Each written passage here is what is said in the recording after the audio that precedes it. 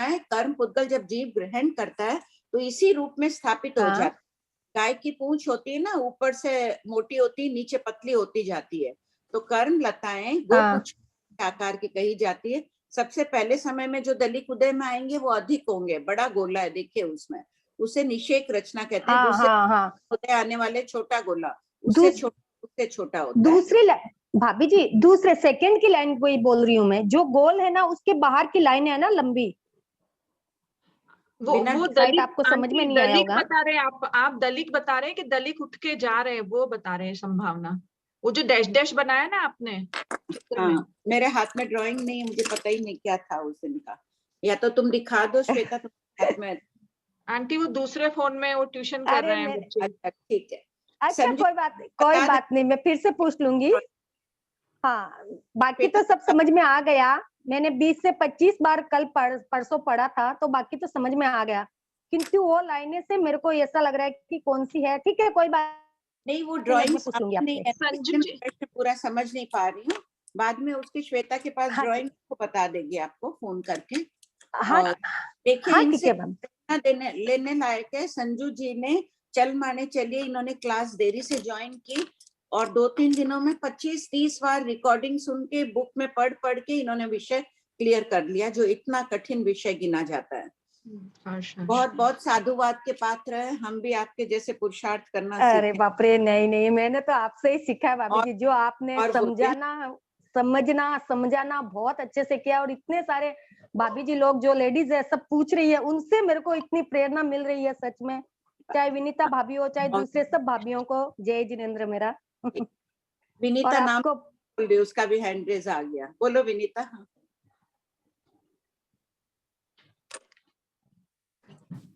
मैं बोल रही हूँ कि ये वाली ड्राइंग का वो बोल रहे हैं आपकी। हाँ, कहाँ है ड्राइंग, कौन सी वाली बोल रहे हैं संजू जी, कौन सी पूछ रहे हैं इसमें आप? लाइन 1 2 3 4 5 6 7 8 9 10 11 12, कौन से नंबर की लाइन का पूछ रहे हैं आप? स्टार्टिंग से सेकंड लाइन में जो अपने गोले के बाहर लाइन चल रही है। ठीक, हाँ समझ गई, वापस दिखाओ विनीता। कर्म दलित आ रहे हैं। हाँ, उदीर्णा का वर्णन होगा ना, थोड़े थोड़े दलित ऊपर जा रहे हैं। नहीं दिख रहा विनीता? पूरा दिखा दिया भाभी जी। हाँ, ये देखिए दूसरे नंबर का आप पूछ रहे हैं ना। हाँ, दूसरे नंबर की स्टार्टिंग की दूसरे लाइन में लंबी जो लाइन है, हाँ, वो प्रत्येक निषेक से हर समय दलित उत्तर उदय क्षण में जाकर गिरते हैं, इसे उदीर्णा कहते हैं। अच्छा, ठीक है भाभी जी। भाभी जी मेरा भी एक क्वेश्चन है। हाँ, कोई पूछ रहा है या पूछूं भाभी जी? पूछो। अच्छा, मैं ऐसे बोल रही हूँ, लास्ट क्लास में जो चर्चा हुई थी ना कि एक आकाश प्रदेश पर सूक्ष्म जीव जो होते हैं वो एक आकाश प्रदेश पर सूक्ष्म जीव बैठ सकते हैं, मतलब अवगाह कर सकते हैं। नहीं, सूक्ष्म अनंत प्रदेशी स्कंद रह सकता है, जीव नहीं। जीव अच्छा, सूक्ष्म अनंत प्रदेशी स्कंद रह सकता है, जीव सूक्ष्म जीव नहीं रह सकते। नहीं, सूक्ष्म जीव भी असंख्यात आकाश प्रदेश अवगाढ़ होते हैं। जीवों का स्वभाव नहीं है पुद्गल जैसे संकुचित होने का, संकोच और विस्तार का स्वभाव है। केवली समुद्घात में संपूर्ण लोक में फैल जाते हैं। हाथी का शरीर बनेगा, 1000 योजन का मत्स्य बनेगा, कितनी बड़ी अवगाना, और कंथुआ निगोद का जीव बन जाएगा, कुंथुआ बन जाएगा, तो अंगुल के असंख्यात में भाग हो जाएगा, लेकिन एक आकाश प्रदेश पर नहीं हो सकता है। तो फिर वापस प्रति प्रश्न है कि जब ये भी शायद बताया था कि ना, एक जैसे हम जिस आकाश प्रदेश को घेर के रखे हैं उस आकाश प्रदेश पर दूसरा कोई बादल जीव नहीं है। हाँ, है तो ठीक है, तो फिर असंख्यात आकाश प्रदेश है और जीव हो गए अनंत, और जो जीव आकाश प्रदेश को घेर रखे हैं उस पर दूसरा कोई बादल बैठेगा नहीं, तो फिर वो केवली समुद्रघात वाला कैसे यहाँ घटित होगा? उन्होंने तो पूरा आकाश प्रदेश घेर लिया। समुद्रघात में तो औदारिक शरीर नहीं जा रहा है ना, तेजस कार्बन भले ही जाओ। अच्छा, में प्रति समय अनंत जीव है, ये एक लोक का एक हिस्सा है, समझ लीजिए एक लाइन ये जा रही, इस पर भी प्रति समय अनंत जीव मेरे शरीर में से निकल के जा रहे हैं। हर व्यक्ति के शरीर से अनंत अनंत आंखों के बीच से निकल के जा रहे हैं। एक भी आकाश प्रदेश ऐसा जीव नहीं है जहां पर आकाश प्रदेश ऐसा नहीं जहां मारणांतिक समुद्रघात करते हुए अनंत जीव नहीं हो। प्रत्येक श्रेणियों में है, तो उनसे बाधा पीड़ा नहीं पहुंचाता है, वो तेजस कार्मण है। औदारिक की बात चल रही है, औदारिक और वेतरीय शरीर जहाँ हो वहां दूसरा जीव नहीं होगा बाधक। तो फिर जीव भी असंख्य, देव है, नारक है, तिर्यंच है, मनुष्य है, संख्यात असंख्यात, तो जीव ऐसे ही हो गए। और आकाश प्रदेश है असंख्यात। हाँ। तो फिर वो तुलना कैसे होगी, कैसे करेंगे अपने? राशि बहुत बड़ी है, असंख्यात शरीरों की राशि कम है। अच्छा। और फिर भी बाधक जीवों की अपेक्षा बोल रहे हूँ, सूक्ष्म जीव तो ठसाठस भरे हुए हैं संपूर्ण लोक में। और जिसमें सूक्ष्म जीव जिस आकाश प्रदेश को घेर रखे हैं उस पे बाधक जीव नहीं घेर सकते। नहीं, उसमें तो घेरे में अपन बैठे हैं ना। हाँ, अपने बैठे हैं ना। अच्छा, ये बताया था सूक्ष्म जीव वाले आकाश प्रदेश पर अपने उसको अवगाह कर सकते हैं। हाँ, बादर पर बादर नहीं रह सकता। और वो जो है सूक्ष्म असंख्यात की राशि जितने जीव है उससे बहुत ज्यादा अधिक है। जीव ना? हाँ, नहीं, जीव नहीं, ये जो आकाश प्रदेश असंख्यात है उस पर असंख्यात जीव, जो बादर जीव है, असंख्यात हुए बादर भी, तो वो जिस स्थान को घेर के रखे हैं उससे आकाश प्रदेश के असंख्यात बहुत ज्यादा बड़ा है, यही ना? आकाश प्रदेश ज्यादा ही, क्योंकि जीव अधिक है। बादर निगोद में भी अनंत जीव है, लेकिन वो संकुचित हो जाते हैं, एक शरीर में अनंत जीव समा जाते हैं। वो निगोद की बात अलग हो गई, निगोद की बात अलग हो गई। प्रत्येक शरीर जीव जहाँ है वहां दूसरा जीव नहीं रह सकता है, अवगाढ़ नहीं। वही तो मैं पूछ रही हूँ ना। कीड़े होते हैं ना, वो खाली स्थान में होते हैं, जहाँ गैप होगा पेट में, आंखों में, कान में, जहाँ भी कीड़े होंगे खाली स्थानों में होंगे। हाँ, ये आपने बता दिया था, पर मैं वही तो पूछ रही हूँ कि जीव हो गए असंख्याती, ठीक है, वो अनंत की राशि को छोड़ देते हैं अपने निगोद की अपेक्षा। हाँ। जीव हो गए असंख्यात, देव, नारक, तिर्यंच और मनुष्य। तो वो आकाश प्रदेश भी असंख्यात है। वो बहुत बड़ी राशि है, असंख्यात बहुत बड़ा है। असंख्यात असंख्यात प्रकार का होता है। जब भगवती प्रज्ञापना आदि हो जाएंगे तब डाला पाला का थोपड़ा करेंगे, उसमें आ जाएगा। बहुत बड़ी है वो। ठीक है। आंटी, मेरा एक प्रश्न है कि हमने कहा नैरिक नरक में जाता है, अनारक अवस्था में उसको नरकायु का उदय होते ही उसको अवधि ज्ञान विभंग ज्ञान हो जाएगा आंटी जी, अगर संगी जीव है तो? संगी है तो एकदम, जैसे ही नरकायु का उदय होगा उसी समय हो जाता है, अवधि और विभंग ज्ञानावर्णी कर्म का क्षोक्षम हो जाता है।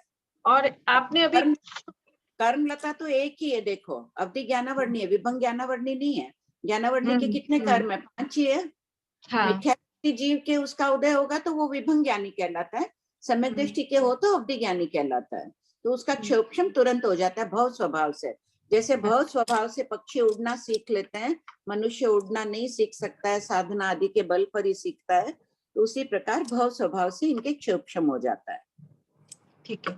और आंटी जी, नरक गति, किसी भी गति का उत्कृष्ट अवस्थित काल मान लीजिए हमको बताना है, जैसे संगी मनुष्य का हम 24 मुहूर्त गठित करें तो पहले 12 मुहूर्त का तो विरह बता दिया, और मान लीजिए 10 समय तक जन्म मरण बराबर संख्या में हो रहा है, फिर जब दूसरी बार लेंगे तो चूंकि हमको 24 मुहूर्त ही घटित करना है तो 12 मुहूर्त में से कंपल्सरी 10 समय माइनस करने ही पड़ेंगे। हाँ बिल्कुल, तभी तो 24 मुहूर्त होगा। 24 मुहूर्त से ज्यादा नहीं होगा? नहीं, क्योंकि भगवान कह रहे हैं उससे ज्यादा नहीं है। अच्छा।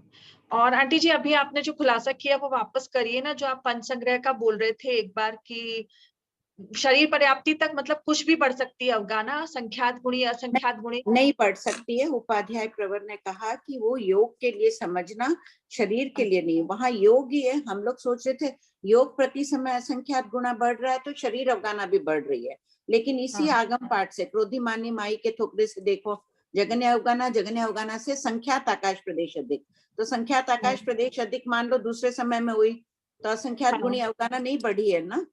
हाँ, नहीं बढ़ी। हाँ, इसी से खंडित हो रही है ये बात।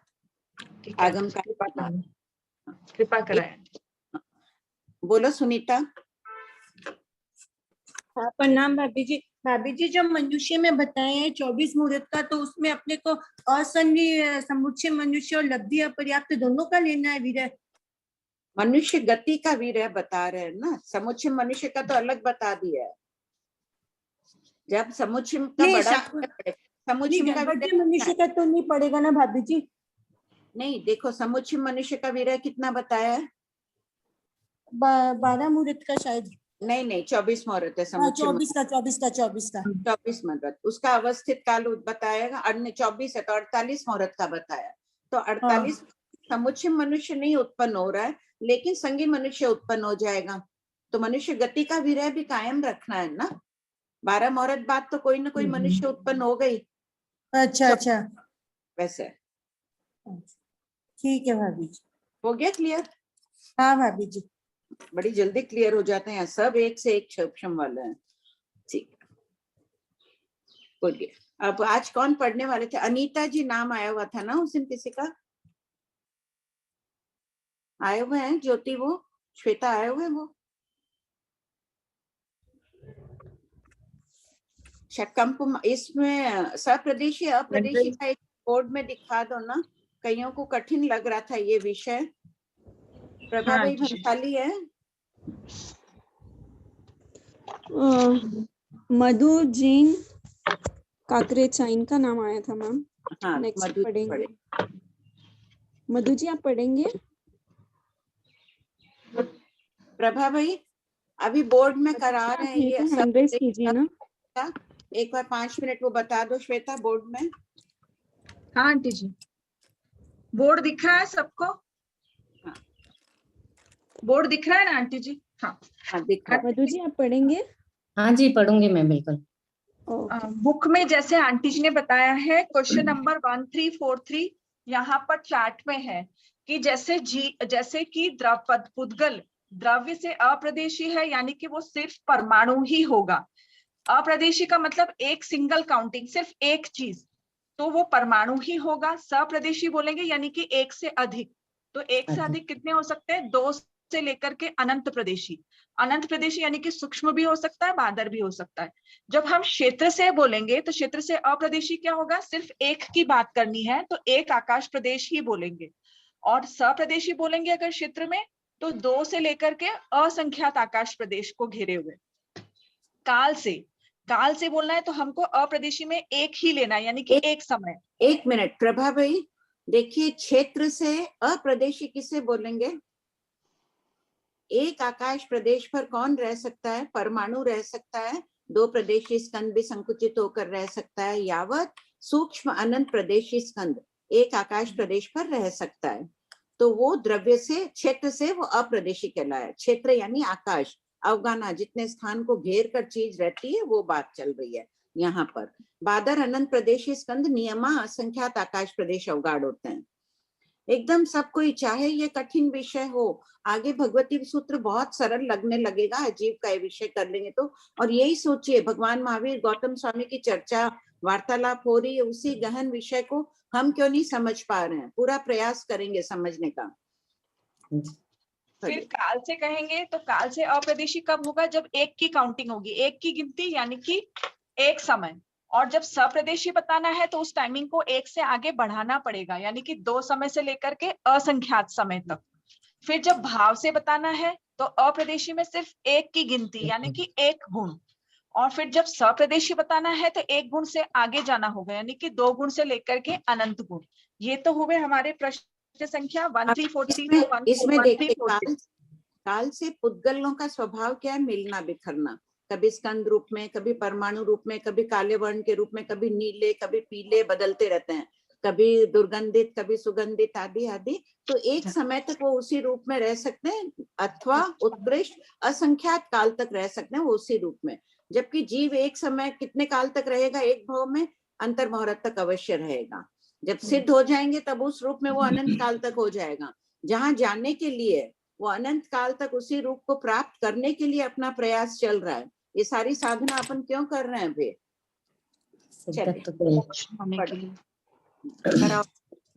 अब क्वेश्चन नंबर 1347 वाला जो है कि जो पुद्गल द्रव्य से अप्रदेशी है। अब यहाँ पर हमने जो चीज ली थी ना, उसमें से अप्रदेशी की बात कर रहे हैं। पहले अप्रदेशी के प्रश्न चलेंगे 1347 से 1350। उसमें हम एक एक चीज फिक्स करते जाएंगे। फिक्स कैसे? पहले द्रव्य से फिक्स करेंगे, फिर क्षेत्र से फिक्स करेंगे, फिर काल से, फिर भाव से। सबसे पहले क्वेश्चन में द्रव्य से फिक्स कर दिया, यानी कि द्रव्य से वो अप्रदेशी है। तो उसमें क्षेत्र, काल और भाव से क्या क्या चीज घटित होगी। द्रव्य से अप्रदेशी परमाणु ही होगा, क्योंकि परमाणु के दो प्रदेश हो नहीं सकते, वो अकेला ही होता है स्वतंत्र, तो वो द्रव्य से अप्रदेशी है। अब वो क्षेत्र से क्या होगा, क्षेत्र से वो अप्रदेशी ही होगा, क्योंकि ये जो परमाणु है ये एक आकाश प्रदेश पे ही रहेगा, ये दो आकाश प्रदेश पे नहीं रहता, 2-3 असंख्यात आकाश प्रदेश पे नहीं रहता। अगर रह जाता तो सप्रदेशी घटित होता, लेकिन वो नियमा अप्रदेशी ही होता है, एक आकाश प्रदेश अवगाढ़ ही होता है, इसलिए क्षेत्र से नियमा अप्रदेशी होगा। काल से परमाणु की बात कर रहे हैं, काल से परमाणु एक समय वाला भी हो सकता है, अगर एक समय की स्थिति वाला है तो अप्रदेशी हो गया, और अगर कोई परमाणु 2 समय का है, 3 समय, 4 समय यावत असंख्यात समय का है तो वो काल से सप्रदेशी हो गया।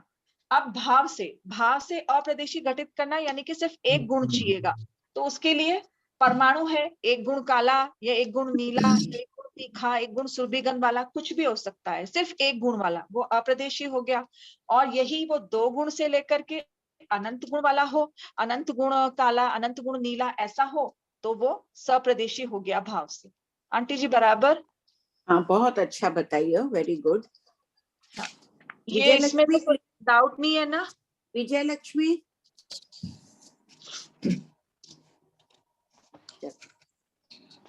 हाँ बोलो रजनी, क्या डाउट है इसमें? हैंड रेज है।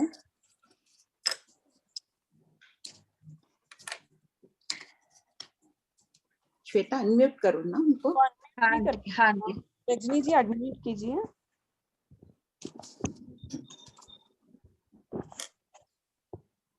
तारा जी आपका क्लियर हो रहा है? गहन सोच में आप डूबे हुए हैं, एकदम भगवान महावीर के सिद्धांतों की सोचिए, हम शोध कर रहे हैं अभी, यहाँ शोध ही प्रारंभ। हाँ बोलो रजनी। प्रमोद जी हो गए अनम्यूट, रजनी जी नहीं हो पा रहे शायद। भाभी जी, एक गुण काला माने उसमें एक काले रंग का बहुत हल्का सा इफेक्ट होगा। हाँ एकदम हल्का, काले की बहुत शेड्स होती है ना, सबसे कम अंश। हाँ ठीक है। अवगाढ़ का अर्थ होता है रहा हुआ, कितना स्थान घेरता है, कितने स्थान पर रह रहा है। ये पेन कितने आकाश प्रदेश अवगाढ़ है, कितनी जगह उसने घेरी है। मैं कितने आकाश प्रदेश अवगाढ़ हूँ, असंख्यात आकाश प्रदेश अवगाढ़ हूँ, यानी रह रही हूँ। हाँ बोलो रजनी। हाँ जय जी भाभी, सुषमा बोल रही हूँ। हाँ बोलो सुषमा। मैं ये पूछ रही थी कि जैसे एक प्रदेशी है, मतलब परमाणु है, हाँ। एक परमाणु है, तो उसको हम एक प्रदेशी बोलेंगे या अप्रदेशी बोलेंगे? अप्रदेशी बोलेंगे। अप्रदेशी बोलेंगे, हाँ, क्योंकि प्रदेश। और जैसे भाव की अपेक्षा उसमें एक गुण बताया, तो हाँ। एक समय की अपेक्षा एक गुण बताया या समुच्चय के हिसाब से? वैसे तो उसके अंदर एक वर्ण, एक गंध, एक रस और 2 स्पर्श होते हैं ना।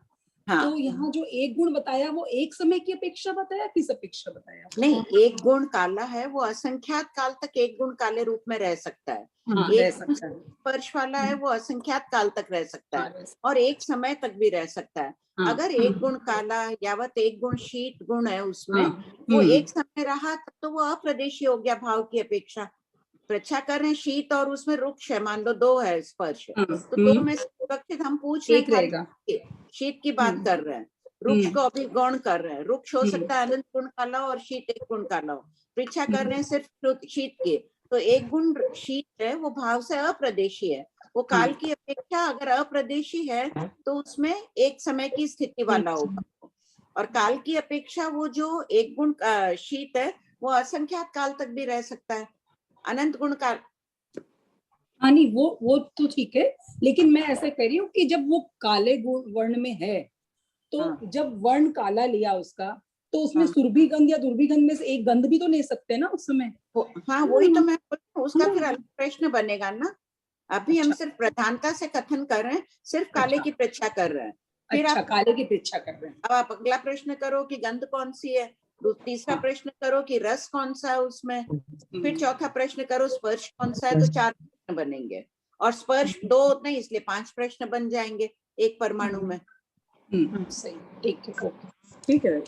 तो प्रत्येक के है ना सुषमा, ऐसे 5-5 प्रश्न बना लो, वो एक दे देते हैं कि फिर उपयोग पूर्वक अपने आप चिंतन कर लो। हाँ ठीक ठीक। रजनी जोधपुर है क्या? नहीं, मैं कलकत्ता आई हुई हूँ। मैं बड़ी क्लास कर लेती हूँ आज। बहुत अच्छा, चलिए पढ़िए मधु जी। हाँ जी, ये प्रश्न 1391 से है। कहाँ तक हुआ? प्रदेशी अप्रदेशी का सब कोई अपने है। जैसे संजू जी ने 25 बार सुनकर लिखकर और चल माने चलिए का तो भी सब अभ्यास करिएगा इसका, सप्रदेशी अप्रदेशी का भी भिन्न भिन्न प्रकार से। आंटी 1391 से। हाँ जी, प्रश्न 1391, 5 स्थावर बेंद्रीय तेंद्रीय में दिन चला था ना कि देव प्रायोग क्षेत्रों में अंधकार होता है, तो किसी ने पूछा था ये तो वर्ण, शरीर, वस्त्राभूषण आदि सब। वंदना जी बोधना ने पूछा था उस दिन, है क्या आज वो? वंदना जी, तो जैसे देखिए पहले अपने दादी जी, नानी जी और रात्रि के समय अगर वो लोग उठ के माला फेरती थी, सोए रहते, कितनी चमकती रहती थी उनकी माला। पूरा कमरा अंधेरा था, वो खुद नहीं दिखती थी बैठी हुई समाई करती हुई, लेकिन माला दिखती थी। तो उसी प्रकार जब दृष्टिवाद का विच्छेद आदि हो जाने पर अंधकार होता है, तो उनके आभूषण शरीर चमकता रहता है, बाकी सारा वातावरण अंधकारमय हो जाता है। बढ़िया। प्रश्न 1391, 5 स्थावर बेंद्रीय तेंद्रीय में अशुभ पुद्गलों का ही सद्भाव क्यों रहता है? उत्तर, सूर्य की किरणों का संपर्क होने पर भी इन जीवों में चक्षु इंद्रिय का अभाव होने के कारण दृश्य वस्तु को ये देख नहीं पाते हैं। अतः शुभ पुद्गलों का जो कार्य है वह इनमें नहीं होता है, इसलिए इनमें अशुभ पुद्गलों का ही सद्भाव रहता है। प्रश्न 1392, चतुरिंद्रिय, तिर्यंच पचेंद्रिय और मनुष्य में शुभाशुभ दोनों प्रकार के पुद्गल क्यों होते हैं? उत्तर, जब इन जीवों के सूर्य की किरणों का संपर्क रहता है तब उन शुभ पुद्गलों के कारण उनको दृश्य वस्तु का ज्ञान होता है, तथा जब सूर्य किरणों का अभाव होता है तब ये जीव दृश्यमान वस्तु को भी देख नहीं पाते हैं, इसलिए इनके शुभाशुभ पुद्गल कहे गए हैं। प्रश्न 1393, प्रकाश और अंधकार क्या है? प्रकाश और अंधकार दोनों पुद्गल हैं। प्रकाश के पुद्गल प्रकाशमान और चमकीले होते हैं। अंधकार के पुद्गलों में श्याम वर्ण एवं शीत स्पर्श रहता है। दीपक जलाने से वे पुद्गल प्रकाश रूप और दीपक बुझ जाने से अंधकार रूप परिणित हो जाते हैं। ये 8 स्पर्शी पुद्गल हैं, इसलिए दृष्टिगोचर होते हैं। प्रश्न 1394, क्या छाया पुद्गल रूप है? उत्तर, हाँ, छाया पुद्गल रूप है। यह 8 स्पर्शी है, इसलिए छाया का फोटो आता है। प्रकाश पर आवरण आने से छाया दिखाई देती है। प्रश्न 1395, पुद्गलों का विचार करने के पश्चात इस उद्देश्य में काल का विचार क्यों किया जा रहा है? उत्तर, जिस प्रकार पुद्गल द्रव्य है उसी प्रकार काल भी द्रव्य है, अतः पुद्गल विचार के बाद काल का विचार किया गया है। प्रश्न 1396, भन्ते, क्या नैरिक समय आवलिका यावत उत्सर्पणी अवसर्पणी को जानते हैं? उत्तर, गौतम, नो इनट्ठे समट्ठे, समय आवलिका आदि का मान प्रमाण सूर्य आदि की गति द्वारा होता है। सूर्य की गति मनुष्य लोक में ही होती है, इसलिए मनुष्य के सिवाय 23 दंडक के जीव समय आवलिका आदि को नहीं जानते हैं। प्रश्न 1397, मान प्रमाण किसे कहते हैं? उत्तर, समयादि की अभिव्यक्ति सूर्य की गति से होती है। समय आवलिका आदि काल के विभाग हैं, इनमें सूक्ष्म काल मान कहलाता है और उससे भी सूक्ष्म काल प्रमाण कहलाता है। जैसे अहोरात्रि से मुहूर्त छोटा है इसलिए मुहूर्त मान है, लव उससे छोटा है इसलिए लव प्रमाण है। इसी प्रकार समय तक जान लेना चाहिए। तो ये व्याख्या मिली थी टीकाओं में इस संबंध में विवेचन में। दूसरी एक व्याख्या ये भी मिलती है कि सूर्य के कारण ही समय मुहूर्त आवलिका आदि होती है, सूर्य के उदय अस्त के कारण ही, तो सूर्य का वो मान हो गया। और जो प्रयोग में लेते हैं कि सूर्य हो गया, 1 घंटा बीत गया, घंटा मिनट सेकंड आदि जो होते हैं वो प्रयोग में अपन लेते हैं, वो प्रमाण है। ये भी मिलती है व्याख्या। अच्छा, जैसे आवली का छोटा, हाँ प्रश्न 1398, क्या मनुष्य, हाँ,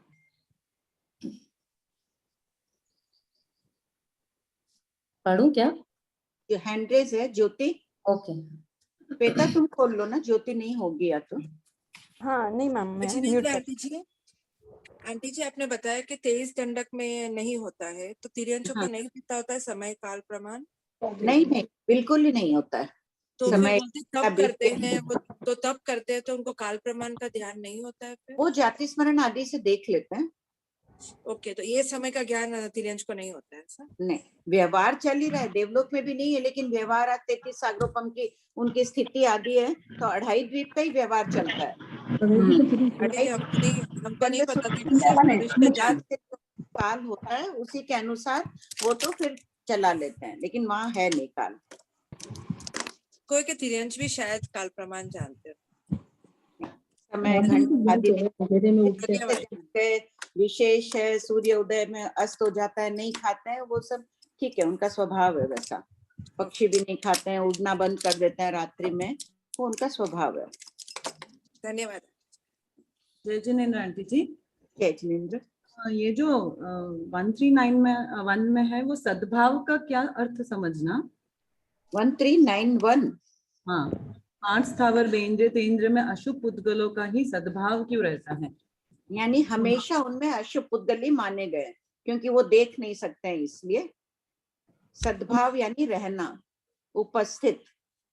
अच्छा, तो आंटी जी ये इसका मतलब ये है कि जैसे मैं ऐसी जगह पे रहती हूँ जहाँ पे कभी कभी दिसंबर के टाइम में हमारा सबसे बड़ा दिन 4, 5, 6 घंटे का ही रहता है।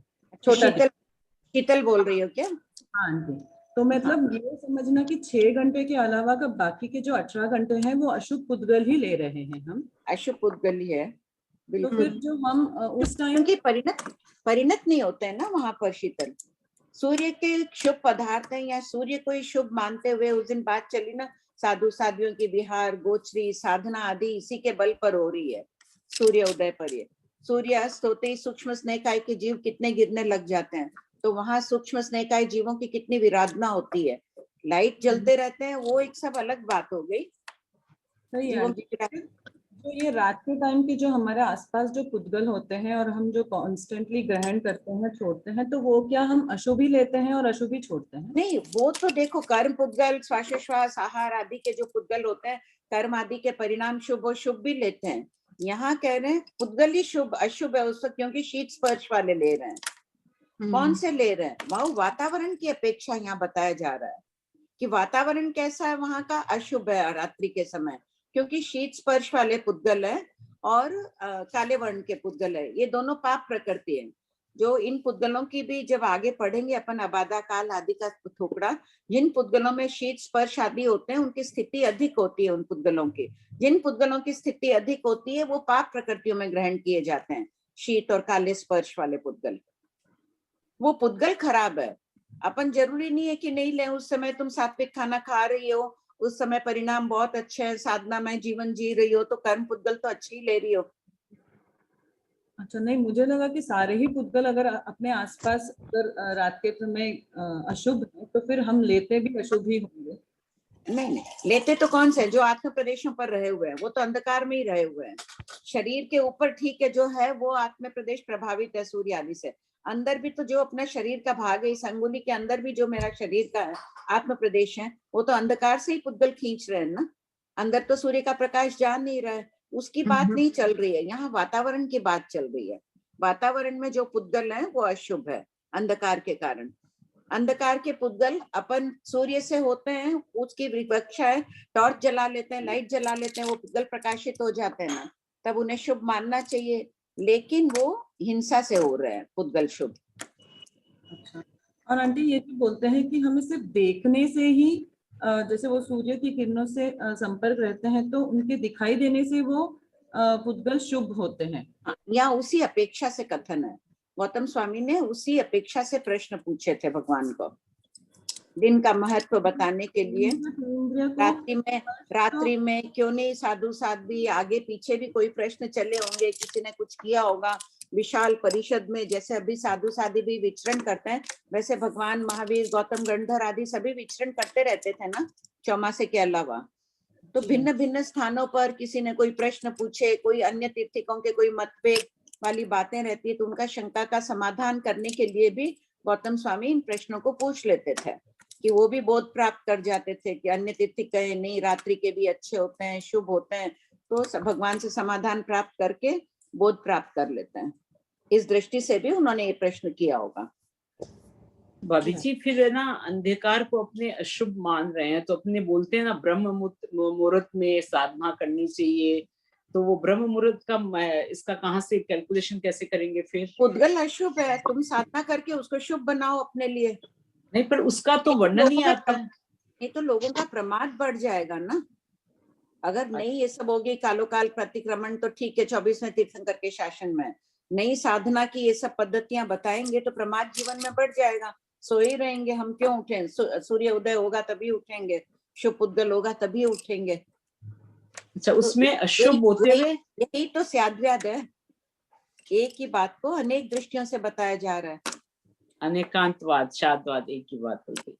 तो अभी जी बस इसीलिए साधना की दृष्टि से भी अपने अशुभ वातावरण में भी शुभ कार्य करके शुभ कर्मों का बंद कर सकते हैं। हाँ। ये बताया ब्रह्म मुहूर्त का, इसीलिए महत्व। अंधकार है, अंधकार के समय सभी जीव तो कोई अशुभ कर्मों को ग्रहण नहीं कर रहे हैं, बहुत परिणाम शुभ है। रात्रि के समय श्रेणी आरोहण भी कर जाते हैं ना, रोज नींद में भी कर जाते हैं, बहुत शुभ परिणाम रख के सो तो श्रेणी आरोहण कर जाते हैं, कितनी ऊंची अवस्था में जीव पहुंच जाता है। ये बाहरी वातावरण की बाहरी पुद्गलों से परिचय करा रहे हैं भगवान महावीर के। रात्रि के समय जो पुद्गल होते हैं वो शीत स्पर्श वाले, काले वर्ण वाले होते हैं। अच्छा, सूर्य का प्रकाश पड़ा वो सफेद हो गए।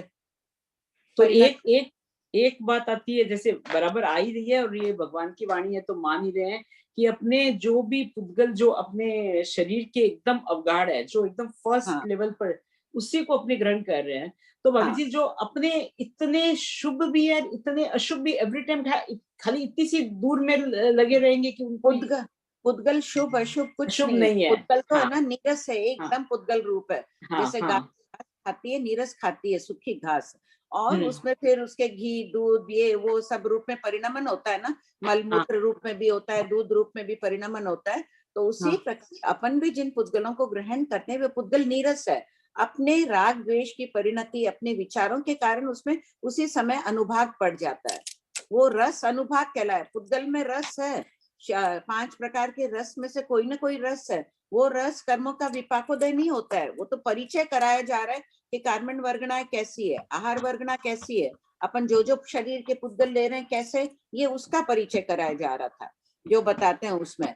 और जो अपन ले रहे हैं पुद्गल वो वैसे ही हैं जैसे बताया गया है कि ये 4 स्पर्श वाले हैं, ऐसे ऐसे। अब उनमें अनुभाग डालना अपने पर निर्भर करता है, कैसा अनुभाग डाल रहे हैं। तो भाभी जी अगर अपने ग्रहण कर लिए, सपोज मेरे हाथ पे जो है वो मैं ग्रहण कर रही हूँ, और यहाँ ये अब कोई भी भाव नहीं है, शुभ भावधारा, तो वापस वो चिपक जाएंगे क्या? और या अनंत अनंत एवरी टाइम रहते हैं? तो ग्रहण कर लिए वो तो कर लिए, वो कर्मलता बन गई। वो एक जाने से नहीं है, संसार में एक चला जाए तो संसार रुकता नहीं है, नए आते रहते हैं। तो उसी प्रकार कर्म पुद्गल निरंतर ठस संपूर्ण लोक भरा हुआ हर एक प्रकार की वर्गणा से। तो अपने भी चारों तरफ ठसाठस अपने लगे हुए हैं। अब पूरे संसार में 3 लोक में ठसाठस भरा हुआ है। एक भी आकाश प्रदेश ऐसा नहीं है जहाँ सभी प्रकार की वर्गणाएं न हो। भाषा वर्गणा भी है, सभी प्रकार की ग्राह्य अग्राह्य वर्गणाएं पूरे लोक में काजल की कुप्पी की तरह भरी हुई है। तो ये सोचो ही मत कि मैंने ले लिया तो मेरे ऊपर की लेयर खत्म हो गई, होती नहीं है वो खत्म। बस भाव शुद्धि रखो। भाव शुद्धि का सशक्त माध्यम है ज्ञान। ज्ञान है तो दर्शन विशुद्धि, चारित्र विशुद्धि अवश्य होगी, शिखर पर पहुंचा देगा दर्शन के और चारित्र के। पढ़िए मधु जी। आंटी जी, हाँ, तो प्रमिला जी का डाउट है एक, हाँ आंटी जी जय जिनेन्द्र। ये 23 दंड जो बताया आपने, इसमें तिरंज गति को नहीं लिया, मेरे को थोड़ा वापस समझना इसको।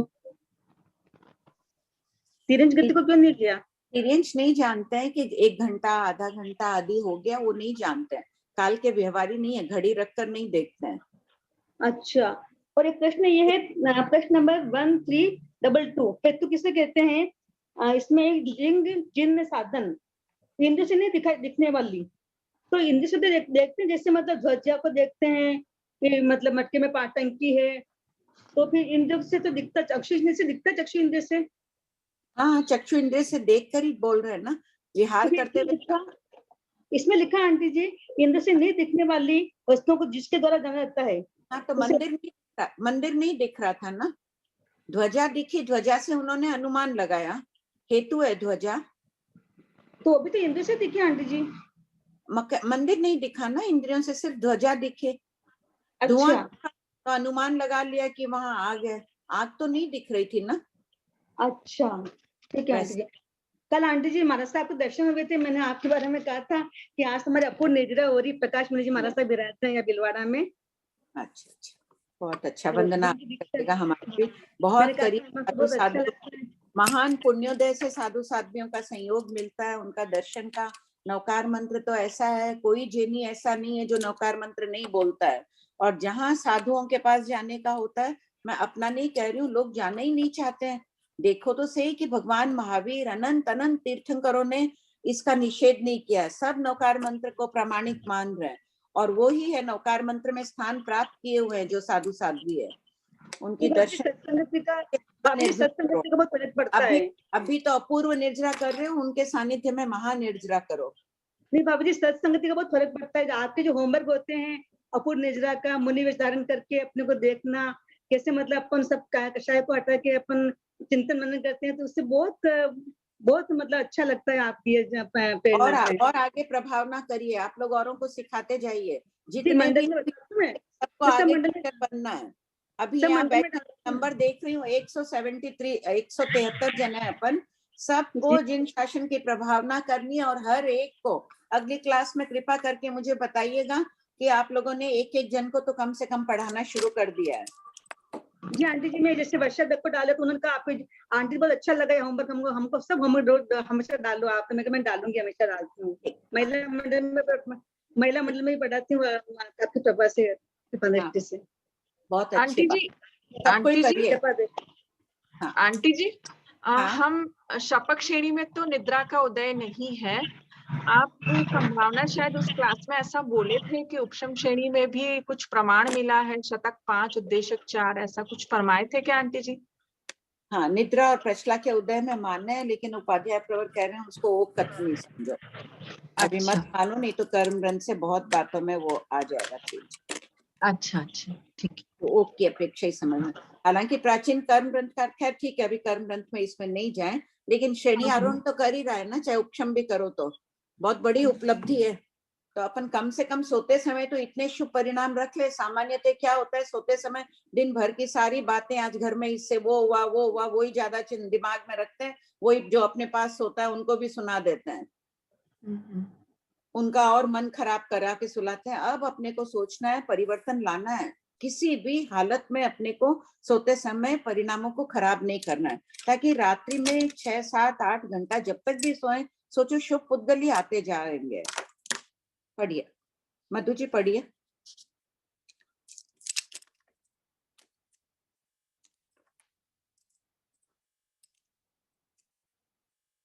सुनाई नहीं पड़ रहा है,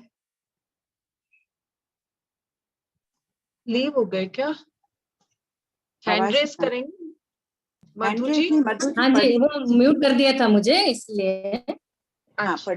प्रश्न 1398, क्या मनुष्य क्षेत्र में रहने वाले संगी तिर्यंच पचेंद्रिय समय आवलिका आदि को जानते हैं? उत्तर, ये काल विभाग के अव्यवहारी होते हैं। प्रश्न 1399, मनुष्य क्षेत्र में रहने वाले देवों को समय आवलिका आदि का ज्ञान क्यों नहीं होता है? उत्तर, मनुष्य क्षेत्र में रहने वाले देव अल्प हैं तथा वे प्रायः काल के अव्यवहारी होते हैं। प्रश्न 1400, पहला पॉइंट है, पार्श्वनाथ भगवान के शिष्यों ने भगवान महावीर से पूछा कि क्या असंख्य लोक में अर्थात असंख्यात प्रदेश लोक में अनंत रात्रि दिवस उत्पन्न हुए हैं, होते हैं, होंगे, ये नष्ट प्रश्न हुए हैं? नंबर 1 हो गया, उसमें आप लोग लिख लो, पेंसिल से कर लो पॉइंट 1। हाँ, इसमें लिखा हुआ पॉइंट 1। अच्छा, लिखा हुआ है क्या 1? ठीक, पुरानी किताबों में नहीं होगा। अच्छा, नष्ट हुए हैं, होते हैं, होंगे, या सेकंड पॉइंट, परित रात्रि दिवस उत्पन्न हुए हैं, होते हैं, होंगे, नष्ट हुए हैं, होते हैं, होंगे। भगवान महावीर ने उसका क्या उत्तर दिया? उत्तर, भगवान महावीर ने कहा कि अनंत रात्रि दिवस उत्पन्न हुए हैं, यावत परित रात्रि दिवस नष्ट हुए हैं, होते हैं, होंगे। इसका क्या समझना चाहिए? इसका खुलासा आगे के प्रश्नों में है मधु जी। अच्छा, प्रश्न 1401, स्थविर भगवंतों ने उपर्युक्त प्रश्न किस आशय से पूछा? उत्तर, उन स्थविर भगवंतों का आशय यह था कि यदि लोग असंख्यात प्रदेशी हैं तो उसमें अनंत रात्रि दिवस कैसे हो सकते हैं, अर्थात छोटे आधार पर असंख्यात प्रदेशी लोग पर बड़े आधे अनंत रात्रि दिवस कैसे रह सकते हैं, जैसे आधा लीटर के पात्र में 1 लीटर कैसे समा सकता है। प्रश्न 1402, भगवान महावीर ने अनंत और परित रात्रि दिवस की शंका का क्या समाधान दिया? उत्तर, पॉइंट 1, सर्वलोक में अनंत जीव घन ने, साधारण शरीरी जीवों ने तथा परित जीव घन ने, मतलब प्रत्येक शरीरी जीवों ने जन्म मरण किए हैं, करते हैं, करेंगे। दूसरा पॉइंट, अनंत जीव घन की अपेक्षा अनंत तथा परित जीव घन की अपेक्षा परित रात्रि दिवस उत्पन्न हुए हैं, यावत नष्ट होंगे। प्रश्न 1403, जीव घन का शब्द का क्या अर्थ है? उत्तर, जीव घन शब्द का अर्थ है जीवों का समूह। प्रश्न 1404, अनंत जीव घन किसे कहते हैं? प्रथम पॉइंट है, शतक 13 उद्देश्य 4 में जीव अवगाढ़ आदि के थोकड़े के अनुसार लोकाकाश के प्रत्येक आकाश प्रदेश पर सूक्ष्म वनस्पति काय के अनंत आत्म प्रदेश रहते हैं। इस अनंत घन यानी समूह की अपेक्षा भी अनंत जीवघन कहा गया है। सूक्ष्म वनस्पति काय साधारण शरीरी ही होता है। दूसरा पॉइंट, एक शरीर में अनंत जीव घन रूप यानी समूह रूप में रहते हैं, अतः साधारण शरीरी जीवों को अनंत जीवघन कहा गया है। पॉइंट 3, जीव ज्ञानादि अनंत पर्यायों का घन रूप है, इस अपेक्षा से एक जीव भी अनंत जीव घन रूप है, किंतु प्रस्तुत प्रकरण में शरीर की अपेक्षा अनंत जीव घन की व्याख्या की गई है। प्रश्न 14, हैंड रेज है।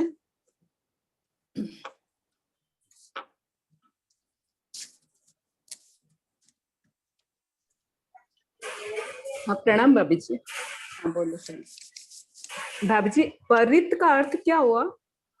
परित यानी सीमित। यहाँ प्रत्येक शरीरी जीवों को, एक शरीर में एक जीव हो उसे परित जीव घन का है, और अनंत जीव घन का है एक शरीर में अनंत जीव हो। जैसे निगोद के जीव होते हैं, एक शरीर में अनंत जीव समा जाते हैं ना, आलू मूला आदि जो अनंत जीवी हैं। शरीर एक औदारिक का होता है, उसमें अनंत जीव होते हैं, और अपन प्रत्येक शरीरी हैं, क्लेंद्रिय आदि प्रत्येक शरीर, पत्रिकाएं, अपका, ये सब इनमें एक शरीर में एक जीव होता है। यहाँ शरीर की अपेक्षा कहा गया अनंत जीव गण को। यद्यपि एक शरीर में अनंत जीव रहते हैं, उनको यहाँ जीव गण का है।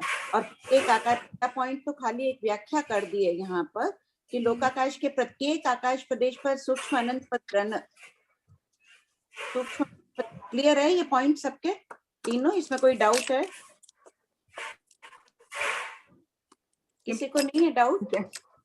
भाभी जी, क्लियर आवाज नहीं आई है। परित का अर्थ क्या हुआ भाभी जी? परित का अर्थ है सीमित, प्रत्येक शरीरी जीव। जहाँ एक शरीर में एक जीव हो उसे परित कहा है, परित जीवगण का है। अच्छा, और एक शरीर में अनंत जीव हो उसे अनंत जीवगण का है। नीचे क्वेश्चन में है 1405 में। पढ़ो। सब कोई आगे का पढ़ के आते हैं, थोड़ा आगे और पीछे का। हाँ जी, हाँ पढ़िए। प्रश्न 1405, प्रत्येक शरीरी यानी एक शरीर में एक जीव, जीवों को परिक्त जीवघन क्यों कहा गया है? उत्तर, प्रत्येक शरीर सूक्ष्म जीव संपूर्ण लोक में व्याप्त हैं। शतक 13 उद्देशिक 4 के अनुसार लोकाकाश के प्रत्येक आकाश प्रदेश पर पृथ्वीकाय आदि चारों स्थावर के असंख्यात आत्म प्रदेश रहते हैं। इस अपेक्षा से वे घन रूप में रहते हैं, इसलिए उन्हें परिक्त जीवघन कहे जाने की संभावना है। तत्व केवली गम्य। प्रश्न ज्योति अनम्यूट है आंटी। हेलो। हाँ हेलो आंटी जी। बोलो रजनी। हाँ भाई जी, हेलो आंटी जी। 1404 में सूक्ष्म वनस्पति का साधारण शरीर ही होता है। हाँ, तो 58 बोल का 62 प्रज्ञापना सूत्र का तीसरा पद 22वां बोल ये प्रमाण है। 82वां बोल, 22 नहीं 82वां। 98 बोल का वनस्पति के जो भेद करते हैं, वनस्पति का है कि जब 6 भेद करते हैं तो उसमें सूक्ष्म, साधारण और प्रत्येक तीनों को अलग अलग ले रहे हैं। तो यहाँ सूक्ष्म और साधारण को एक ही कैसे ले रहे हैं फिर अपन? साधारण में बादर के लिए साधारण अलग ले लिया है। अब बादर के 2 भेद किए, प्रत्येक और साधारण। प्रत्येक शरीरी भी हो गए, साधारण शरीरी भी हो गए। सूक्ष्म वनस्पति का ही साधारण शरीरी ही होती है। अभी प्रमाण बताया ना मैंने 82वां बोल। अच्छा, वो 98 बोल में से 98 बोल का 62 देखो। अनंत के बोल शुरू होते हैं और सिद्ध आदि सब अनंत है, अभवी जीव अनंत है, सिद्ध अनंत है, परिवाही समदृष्टि है। उसके बाद आ रहा है सूक्ष्म वनस्पति कायिक का बोल। तो सूक्ष्म वनस्पति कायिक सभी साधारण शरीरी होती है। अच्छा, अनंत है इसलिए साधारण वनस्पति ऐसे। ठीक है। अच्छा, ठीक है। हाँ भाभी जी, ये नई जानकारी मिली। भाभी जी। हाँ भाभी जी, वो जैसे परित का आता है जैसे सीमित, तो वो फिर उसमें संसार परित, काय परित, वो सब भी वो अलग बात हो गई ना। एक ही शब्द अनेक प्रकरणों में प्रयुक्त होता है। हाँ हाँ, ठीक ठीक। बोलिए विमला जी। हाँ विमला जी, उस दिन किताब का पूछा मैंने, बीकानेर कार्यालय में पूछी है। बोले 14 जनों की किताब का अभी रवाना हुई है, लेट हुई है कोई कारण से, पहुंच जाएगी हफ्ते भर में। मंगाने के लिए क्या करना पड़ेगा? फोन कर दूं। हाँ बोलिए विमला भाई।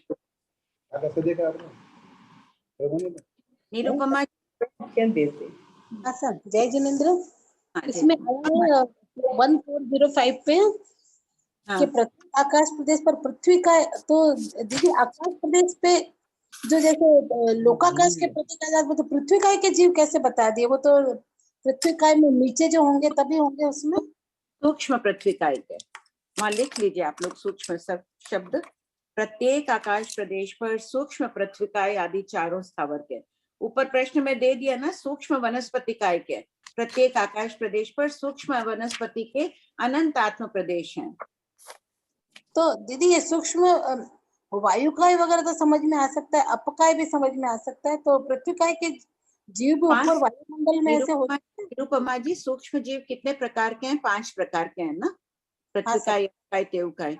और अपन बोलते हैं कि सूक्ष्म जीवों से लोग काजल की कुप्पी की तरह ठसाठस भरा हुआ है। अच्छा अच्छा, तो इसमें इनको मान लेना चाहिए। हाँ ये सूक्ष्म ही है, यहाँ लिख लीजिए सबको। सूक्ष्म पृथ्वी काय आदि चारों स्थावर के। ठीक है। 4 स्थावर के तो संपूर्ण लोक के प्रत्येक आकाश प्रदेश पर, 4 स्थावर के तो असंख्यात आत्म प्रदेश हैं और उनके हैं अनंत आत्म प्रदेश। तो अनंत आत्म प्रदेश है तो अनंत जीवों के ही है। जहाँ एक जीव वनस्पति काय का है सूक्ष्म वनस्पति, उसी स्थान पर अनंत वनस्पति काय के हैं। जिस मान लीजिए कि इस एक बिंदु पर रहा हुआ है सूक्ष्म वनस्पति काय का एक शरीर, तो वहां अनंत जीव है वहां। पढ़िए। हाँ और बोलिए किसका है? हो गया सबका, पढ़ो मधु जी। प्रश्न 1406, तीर्थंकर भगवान ने अनंत और परित्त शरीर के संबंध से रात्रि दिवस का उत्पन्न होना यावत नष्ट होना क्यों कहा है? उत्तर, पहला पॉइंट, काल जीव और अजीव दोनों की स्थिति रूप पर्याय है। पॉइंट 2, प्रत्येक शरीरी जीवों और साधारण शरीरी जीवों पर रात्रि दिवस रूप काल का बीतना बताया है। पॉइंट 3, प्रत्येक रात्रि दिवस में अनंत शरीरी और प्रत्येक शरीरी जीवों का जन्म मरण होता है। पॉइंट 4, सबके अलग अलग पुण्य पाप कर्म होते हैं। इस अपेक्षा से सबके रात्रि दिवस अलग अलग होने से अनंत और परित रात्रि दिवस उत्पन्न होना यावत नष्ट होना कहा गया है। जैसे एक घड़ी से 100 व्यक्तियों ने समय की तो ऋजु सूत्र नय से 100 घड़ी मान ली, उसी प्रकार शरीरों की अपेक्षा रात्रि दिवस बताया है। ऋजु सूत्र नय वर्तमान काल के भावों की भी प्ररूपणा करता है। प्रश्न 1407, भगवान महावीर ने लोक के स्वरूप की व्याख्या किस प्रकार की है? उत्तर, भगवान महावीर ने फरमाया कि पुरुषादानीय पार्श्वनाथ भगवान ने लोक को शाश्वत अनादि अनंत कहा है। यह लोक नीचे चौड़ा, बीच में सकड़ा और ऊपर विशाल है। असंख्यात योजन का लंबा चौड़ा और आलोक से आवृत है। आवृत है यानी चारों तरफ आलोक से, 6 दिशाओं में आलोक से घिरा हुआ है। शाश्वत है लोक, अनादि है, इसकी शुरुआत नहीं है और अनंत काल तक ये लोक रहेगा। नीचे चौड़ा, 7वीं पृथ्वी के पास देखो चौड़ा है, फिर संकड़ा होता गया, ऊपर फिर विस्तृत हो गया। प्रश्न 1408, भगवान महावीर ने पार्श्वनाथ भगवान के लिए पुरुषादानीय, पुरुषों में माननीय यह विशेषण क्यों लगाया? उत्तर, जिस प्रकार प्रत्येक शास्त्र भगवान भगवती विशेषण से अलंकृत किया जा सकता है, परंतु व्याख्या प्रज्ञप्ति के लिए भगवती नाम प्रचलित हो गया, उसी प्रकार पुरुषादानीय प्रत्येक तीर्थंकर के लिए प्रयुक्त होने पर भी पार्श्वनाथ भगवान के लिए प्रचलित हो गया। प्रश्न 1409, भगवान महावीर ने स्थविर भगवंतों को पार्श्वनाथ भगवान का नाम लेकर उत्तर क्यों दिया? उत्तर, पार्श्वनाथ भगवान के वचनों को याद कराकर भगवान महावीर ने अपने वचनों की पुष्टि की। प्रश्न 1410, भगवान महावीर के वचनों को सुनकर स्थविर मुनियों ने क्या किया? उत्तर, भगवान महावीर के वचनों को सुनकर स्थविरों ने भगवान महावीर को सर्वज्ञ सर्वदर्शी रूप से निश्चित किया। तत्पश्चात भगवान महावीर स्वामी को वंदना नमस्कार करके 4 जाम यानी 4 महाव्रत धर्म से 5 महाव्रत रूप धर्म प्रतिक्रमण सहित अंगीकार किया। तब संयम से आत्मा को भावित करते हुए विचरने लगे। प्रश्न 1411, का शासन कितने वर्षों का था? 250 वर्षों का था। तो उस काल उनके बाद में जब 24वें तीर्थंकर आते हैं तो अनेक साधु होते हैं, वो परीक्षा करते हैं। भगवान महावीर के समय उस काल में अनेक वेकवीय लब्धि के धारक भी रहते थे, जैसे गौशालक स्वयं को सर्वज्ञ कहता था, अरियंत कहता था, अजित केशी संबल थे, गौतम बुद्ध थे, अपने आप को अरिहंत सर्वज्ञ कहते थे। ये लोग भी प्रश्न कई करते हैं कि क्यों अरिहंत में तीर्थंकर भगवान इतने रूपवान होते हैं, उनके इतने अतिशय रहते हैं, तब क्या पहचान करने की जरूरत थी? साधुओं को पहचान ही जाते हैं। तो अन्य भी तो वेकवीय रूप कर सकते हैं। वेकवीय रूपों से अशोक वृक्ष आदि की तरह की अनेक चमत्कार दिखा लेते थे, तो लोग भ्रमित हो जाते थे कि ये वास्तव में तीर्थंकर है या नहीं। इसलिए स्थविर भगवंत उनकी परीक्षा करके और फिर समर्पित हुए। उन्हें जब संतुष्टि प्रदान हो गई, उन्होंने घूमा परित जीवगण, ये जीवगण, इस ढंग से सब पूछे प्रश्न उत्तर, तो सामान्य व्यक्ति दे नहीं सकता है सर्वज्ञ के अलावा इसका उत्तर।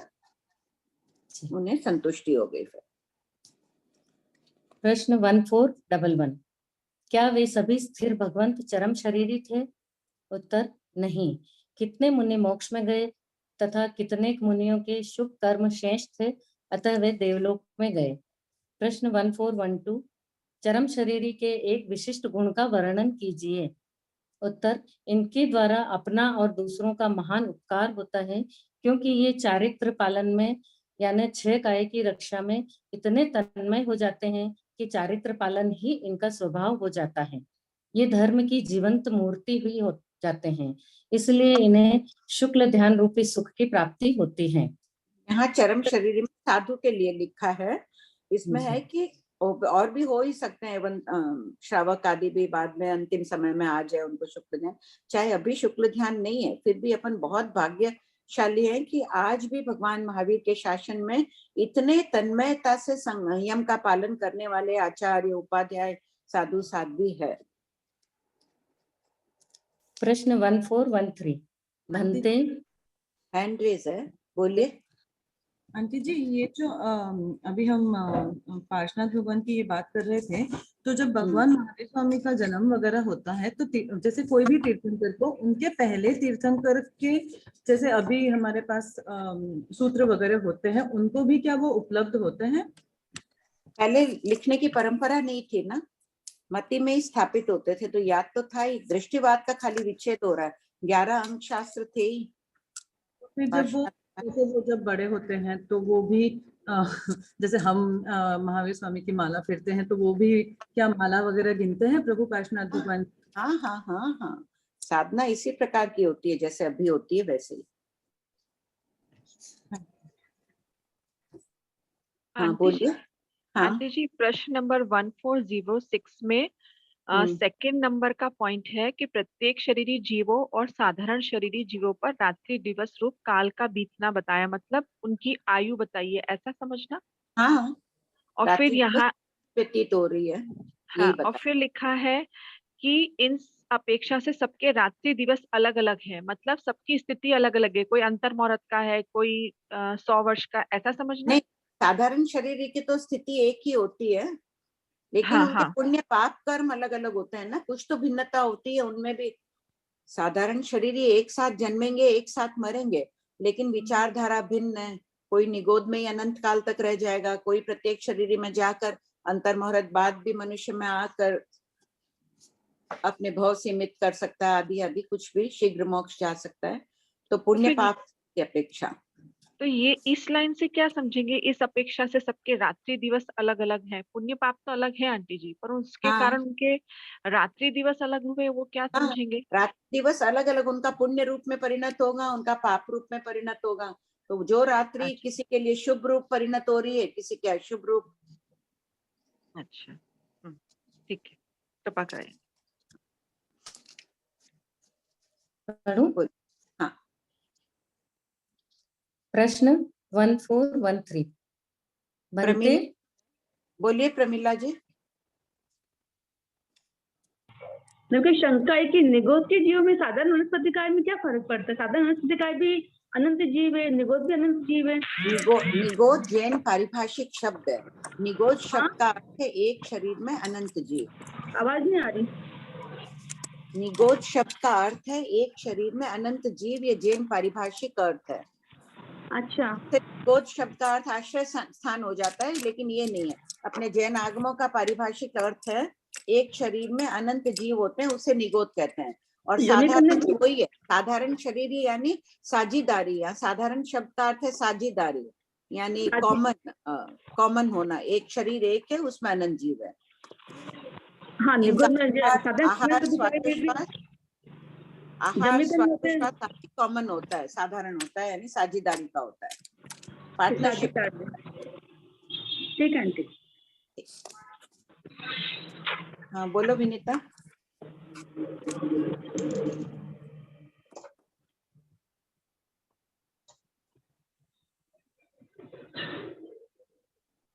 हाँ भाभी जी, जब ये निगोद की अभी बताए ना आप, तो निगोद का साझेदारी होती है, ठीक है, पर एक निगोद का जीव अगर एकेंद्रीय बनेगा तो वो सारे के जो अनंत जीव है वो सारे के सारे केंद्रीय बनेंगे जब एक साथ ही मृत्यु हो रही है। और शरीर तो एक ही औदारिक शरीर, तभी तो कहा ना उनके पुण्य पाप कर्म अलग हैं, उनके अध्यवसाय भिन्न भिन्न होते हैं।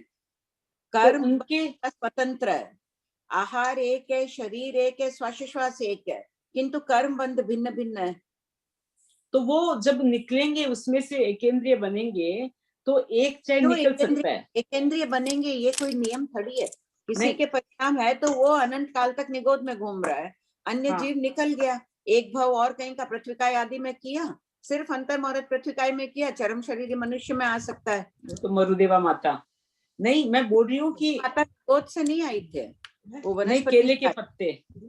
हाँ, तो वो निगोद का नहीं था। निगोद का जीव का एक अंतर मुहूर्त का भाव करके चरम शरीर बन सकता है। तो भाभी जी, ये निगोद में से मेरा यही है कि एक औदारिक शरीर में अनंत कार्बन और तेजस शरीर अलग अलग होते हैं निगोद के, तो उसमें से मेरा यही है कि अगर एक जीव निकल गया तो वो औदारिक शरीर में जो अनंत जीव है उसकी संख्या तो कम होगी ना। एक जीव नहीं निकलेगा, सभी साथ में निकलेंगे। ये सबको ही लिख लो। निगोद में सभी पर्याप्त होंगे या सभी अपर्याप्त होंगे? सभी की स्थिति समान है, सभी साथ में जन्मते हैं और साथ में मरते हैं। इनका जन्म मरण आहार और श्वासोश्वास एक ही होता है। हाँ, वो तो आप बता रहे हैं। मेरा अलग अलग कैसे निकलेगा? एक निकलेगा ही नहीं, सभी मरेंगे। वही तो मैं बोल रही हूँ ना, तो सारे के सारे अनंत जीव निकल कर वो चले जाएंगे क्या किसी में भी? वो निगोद से निकल जाएंगे और एकेंद्रिय बेंद्रिय जो भी पंचेंद्रिय जो कहीं भी जा सकते हैं। हाँ, तो इतने अनंत जीव एक साथ निकल जाएंगे? नहीं, अनंत जीव निकलेंगे तो वापस अनंत एक साथ, अन्य कहीं जाएंगे नहीं। असंख्यात असंख्यात कहीं चले गए तो भी बाकी अनंत बचेंगे, वो फिर निगोद में ही जाएंगे। निगोद को अगर अनंत जीवों को निकलना है, निकल रहे हैं, तो अनंत जीव 23 दंडक में नहीं जा सकते। नहीं, हाँ ठीक है। तो वो बाकी प्रत्येक शरीर में भी नहीं माएंगे वो जीव, उनको कईयों को निगोद में ही जाना पड़ेगा। पर ऐसे मतलब इतने अनंत निकल रहे हैं हर समय। हाँ, तो क्या वो वापस भी तो जा सकते हैं? जो निकल रहे हैं प्रति समय अनंत निकलते हैं, वापस निगोद में भी जा सकते हैं। अभी पृथ्वी आदि का भोग कर रहे हैं।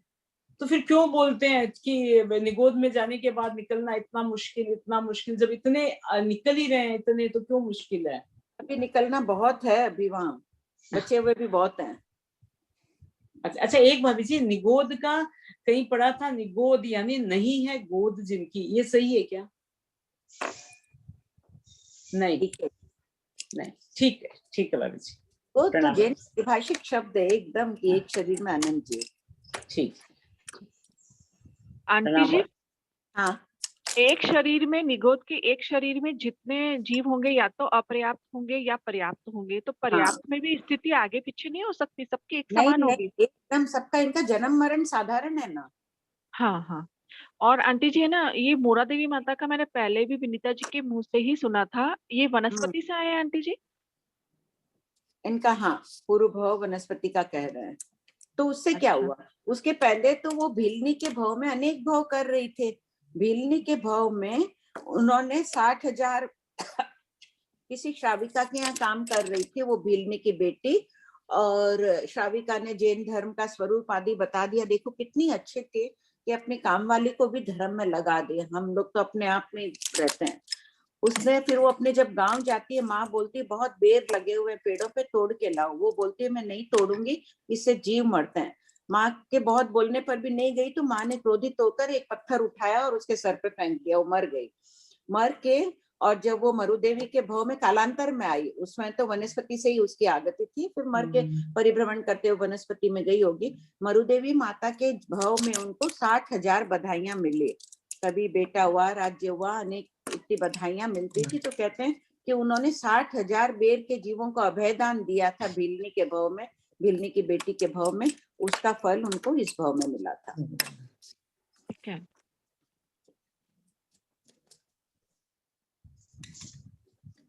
हाँ, बोलिए शकुंतला जी।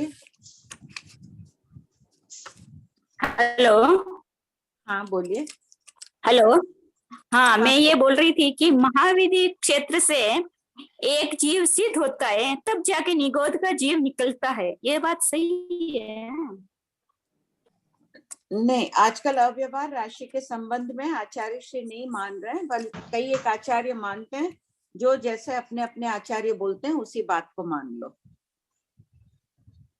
ठीक है। अच्छा, हाँ बोलो अनीता। Okay sir.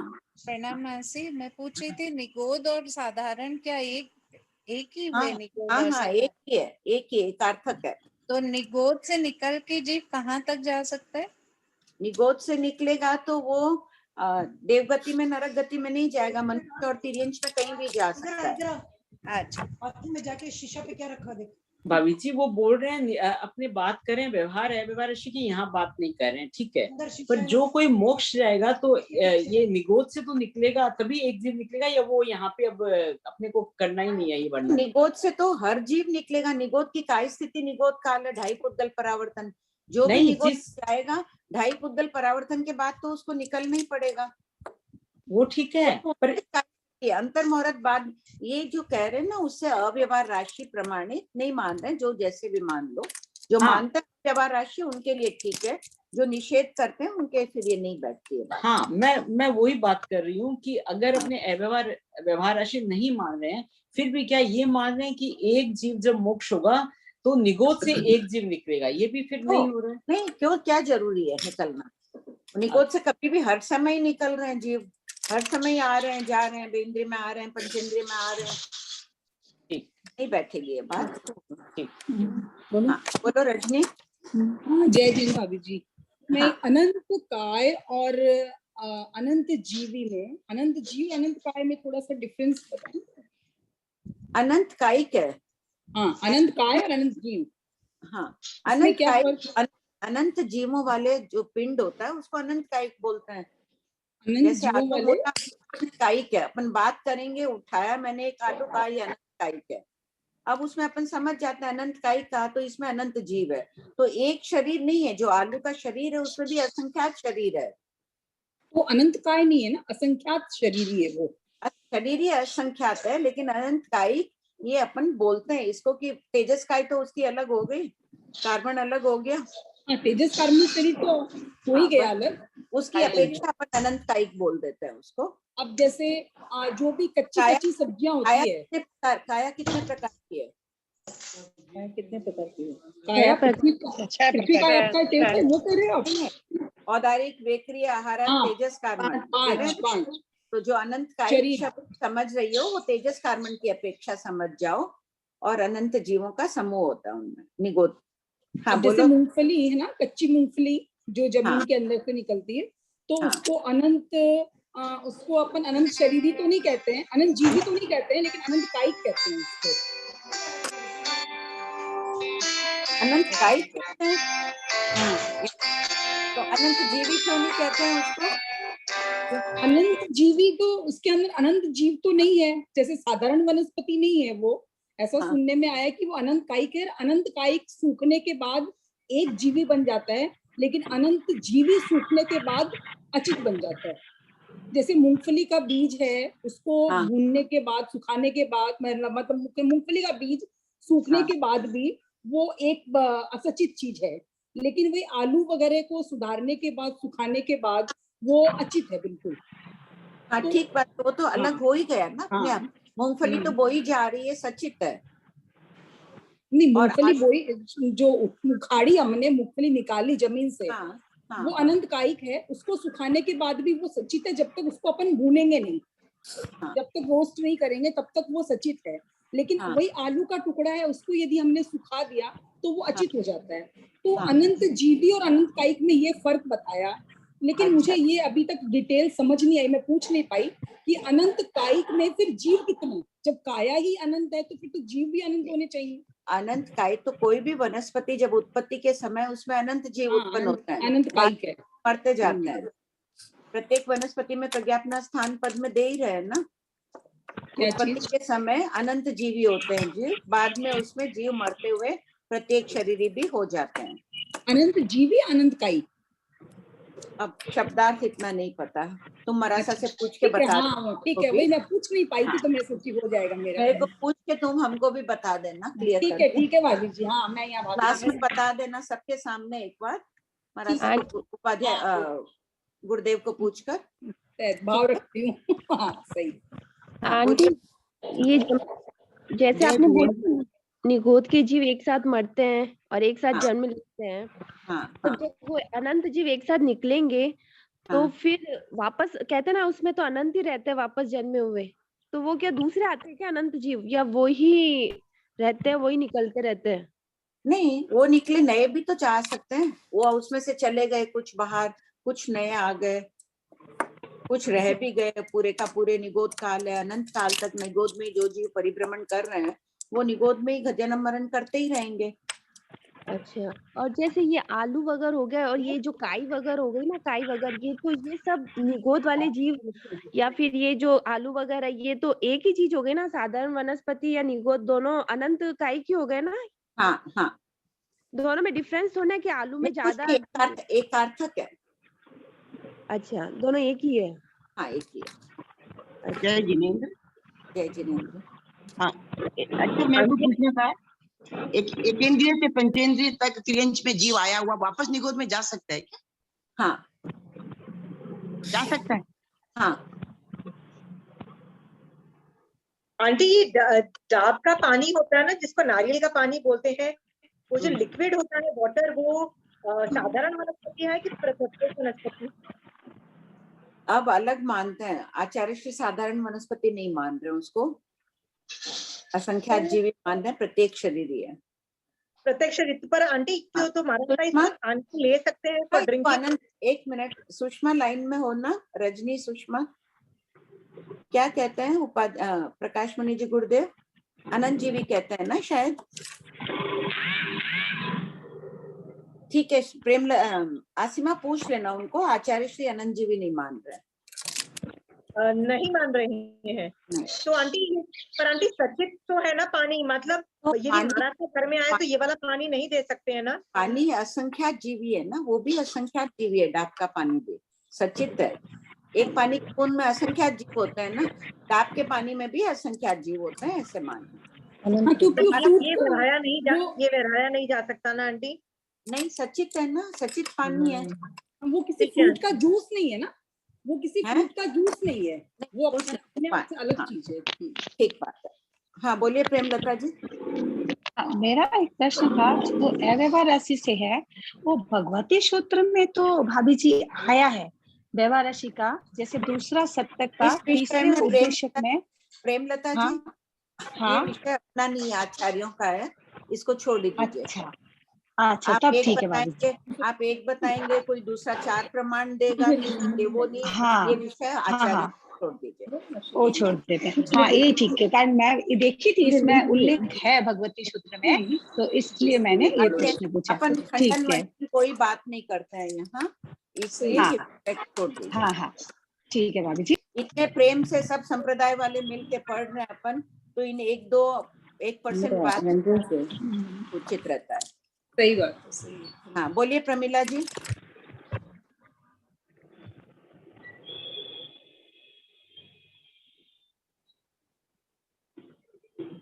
बोलिए पुष्पा जी।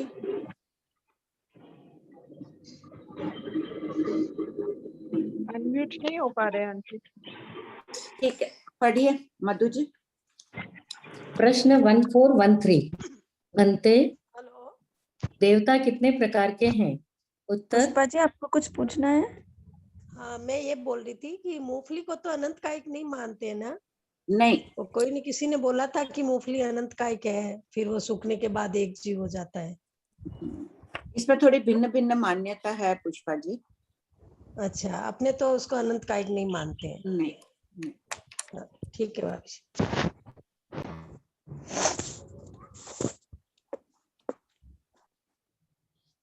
प्रश्न 1413, बनते देवता कितने प्रकार के हैं?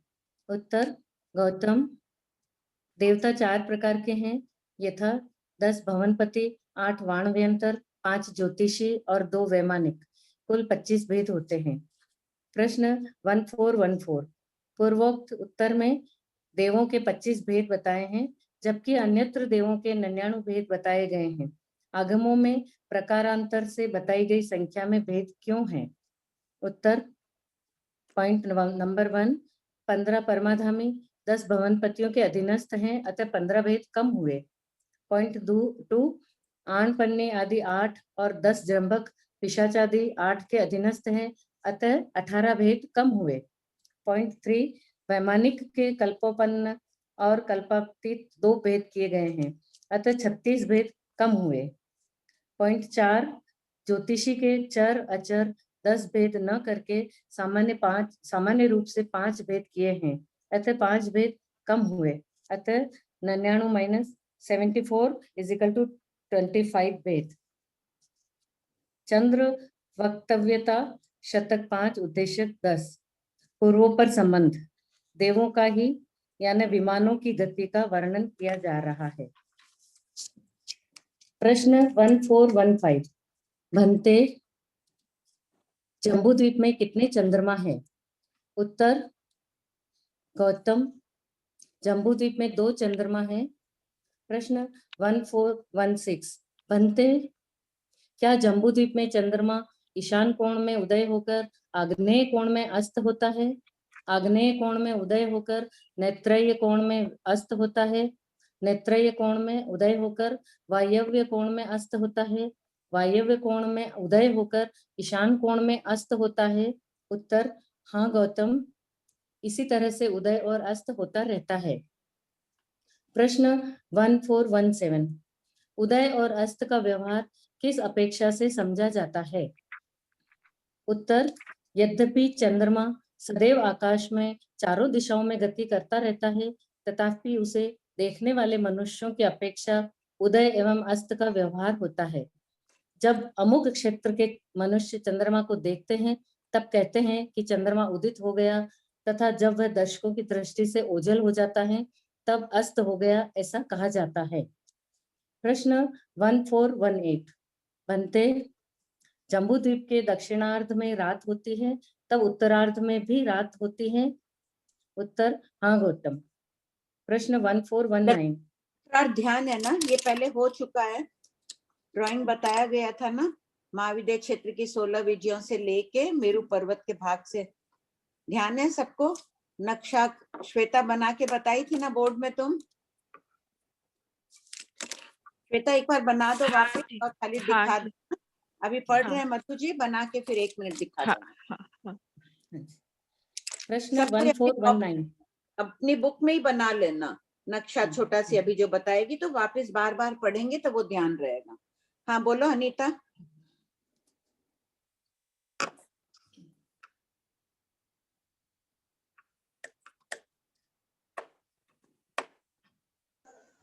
मानसी, ये 1400 जो क्वेश्चन है, ये क्वेश्चन समझ में नहीं आ रहा मेरे को। 1400 जो क्वेश्चन पढ़ो क्या है। पार्श्वनाथ भगवान के शिष्यों ने भगवान महावीर से पूछा कि क्या असंख्य लोक में अर्थात असंख्यात प्रदेशी लोक में अनंत रात्रि दिवस उत्पन्न हुए हैं, होते हैं, होंगे, नष्ट हुए हैं, होते हैं, होंगे? बस 1 मिनट रुक जाओ। लोग तो असंख्यात प्रदेशी है, फिर वो पूछ रहे हैं खबीर भगवान कि असंख्यात प्रदेशी में अनंत रात्रि दिवस उत्पन्न हुए। काल की अपेक्षा भी अपन बोल सकते हैं कि काल अनादि अनंत है, तो अनंत काल में अनंत रात दिन तो हो ही गए। हुए है ना नीता? हाँ हो गए ना। और परित रात्रि दिवस उत्पन्न हुए हैं यहाँ पर, फिर पूछ रहे हैं। तो यहाँ पे परित यानी सीमित रात्रि, ऐसे अर्थ नहीं करके यहाँ शरीर की अपेक्षा लेना है। जो अनंत कायिक जीव है उन पर एक ही रात्रि होती है, तो अनंत जीवों पर परिणत हो रही है, उसको अनंत मान लिया गया है।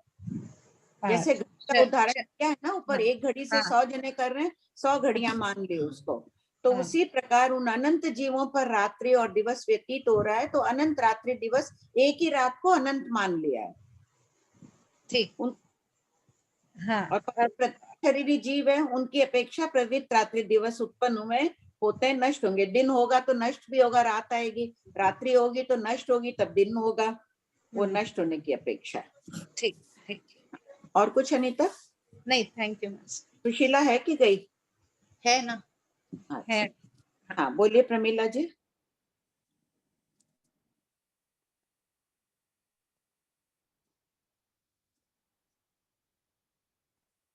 अनम्यूट करो ना उनको। श्वेता। कल्पोपन्न और कल्पातीत का अर्थ क्या होता है आंटी जी? कल्पोत्पन्न होता है यानी मर्यादा सहित, जहाँ स्वामी सेवक भाव होता है उसे कल्पोपन्न कहते हैं। कल्प में रहना कि मर्यादा में रहना। और कल्पातीत यानी सभी अहम इंद्र, सभी इंद्र है, वहाँ कोई स्वामी सेवक भाव नहीं होता है। तो नवग्रीवेक और 5 अनुत्तर विमान के देव कल्पातीत होते हैं, वहाँ स्वामी सेवक भाव नहीं होता है। बाकी 12 देवलोक के देव कल्पोपन्न नाम से विख्यात है। पर आंटी जी, निगोद के जीव में तो जन्म मरण होता है, एक लाख 17.5 बार होता है जन्म मरण। सत्य काय में 32,000 जन्म मरण होता है, तो जन्म मरण इनका अलग अलग होता है। अपन अब एक मानते अगर निगोद को, तो अलग अलग होना नहीं है, एक मुहूर्त में कितनी बार जन्म कर सकते हैं ये बात बता। हाँ, तो वनस्पति में तो मतलब 32,000 बार, और निगोद में है 1,17,000 में 17.5 बार जन्म मानते हैं अपन। 65,536 बार। 65,536 बार कहते हैं ना निगोद में जो जन्म मरण हो रहा है। हालांकि ये संख्या भी अभी आचार्य श्री ने खोज के विषय में डाल दी है कि अन्य जीव भी 65,536 बार कर सकते हैं, खोज में डाली हुई है। वो जन्म मरण की संख्या अलग बात हो रही है। प्रत्येक शरीरी जीव है उनमें तो पर्याप्त का काल ज्यादा भी हो सकता है, जबकि निगोद में पर्याप्त का काल भी अंतर मुहूर्त का ही होगा। जगन्य काल 256 नाविक का है, 256 नाविका से विशेषाधिक होगा उनका पर्याप्त का काल निगोद। और अपना तो काल बहुत बड़ा हो सकता है। अपन प्रत्येक शरीरी है, पृथ्वी काय के जीव की उत्कृष्ट स्थिति कितनी है? 22,000 वर्ष। वनस्पति काय की प्रत्येक शरीरी वनस्पति काय 10,000 वर्ष की है, उसी रूप में रह सकता है। 10,000 वर्ष निगोद के जीव नहीं रहते हैं, वो उनकी स्थिति बता रहे हैं आप। इंद्र सारे समय दृष्टि होते हैं, भवी होते हैं। वर्तमान के सभी इंद्र समय दृष्टि और एक भवावतारी है, हमेशा अनिवार्य नहीं है। और निगोद में ढाई पुष्कल परावर्तन भी वहां से निकलता है। क्या मैंने भाई क्या बोल निगोद के जीव ढाई पुष्कल परावर्तन के बाद निकलते हैं। हाँ, अवश्य निकलेंगे। हाँ, उनकी काय स्थिति इतनी है। तो ढाई पुष्कल बहुत लंबा हो जाता है। हाँ, अच्छा भाई जी, तो अब वो इंद्र बन सकता है?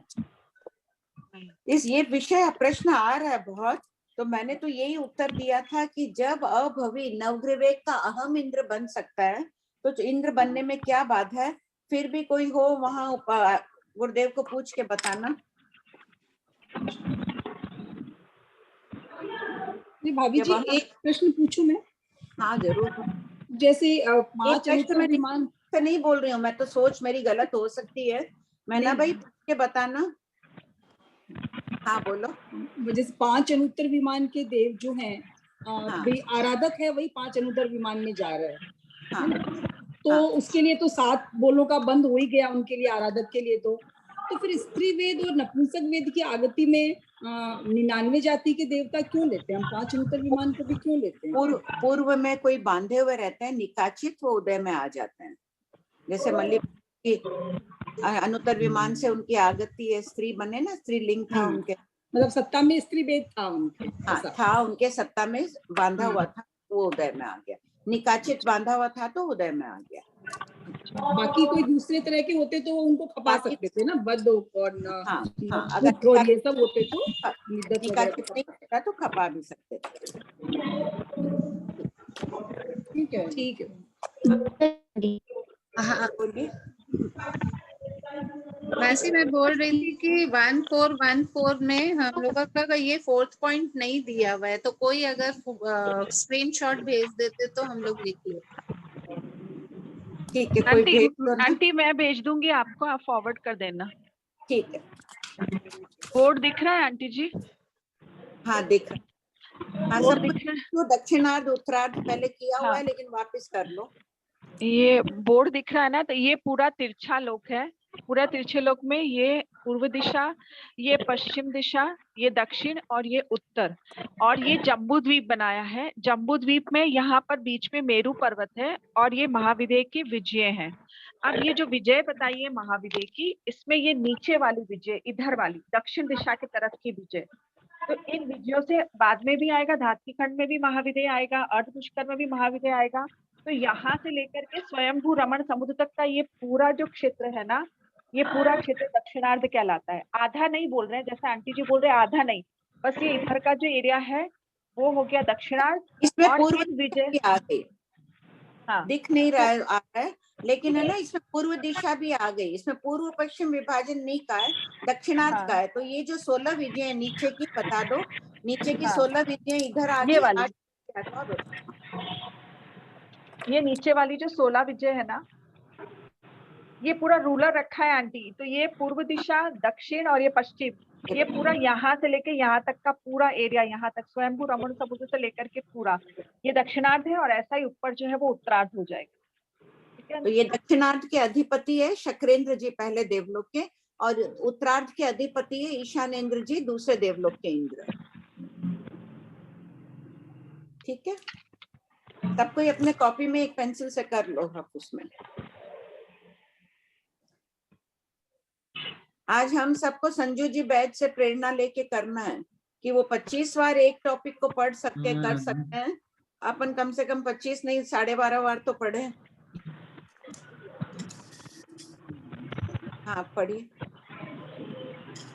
प्रश्न 1419। क्या दक्षिणार्ध व उत्तरार्ध शब्दों से जम्बूद्वीप को 2 भागों में विभक्त किया गया है? उत्तर नहीं, यहाँ अर्थ शब्द का अर्थ आधा नहीं मानकर अमुक भाग मात्र माना गया है। पॉइंट 2, मेरू पर्वत के दक्षिण की तरफ पूर्व महाविद्य क्षेत्र की 8 विजयें और पश्चिम महाविद्य क्षेत्र की 8 विजयों से लेकर भरत क्षेत्र तक का विभाग दक्षिणार्ध कहलाता है। पॉइंट 3, शेष 16 विजयों से लेकर ऐरावत तक का क्षेत्र उत्तरार्ध कहलाता है। प्रश्न 1420, दक्षिणार्ध और उत्तरार्ध के अधिपति कौन है? उत्तर, पहले देवलोक के इंद्र देवराज शकेंद्र दक्षिणार्ध के अधिपति हैं तथा दूसरे देवलोक के इंद्र देवराज ईशानेंद्र उत्तरार्ध के अधिपति हैं। प्रश्न यानी स्वामी है, मालिक। हाँ। प्रश्न 1421, भन्ते, जम्बूद्वीप के दक्षिणार्ध व उत्तरार्ध में जब उत्कृष्ट 18 मुहूर्त की रात्र होती है, तब क्या मेरू पर्वत के पूर्व पश्चिम में जघन्य 12 मुहूर्त का दिन होता है?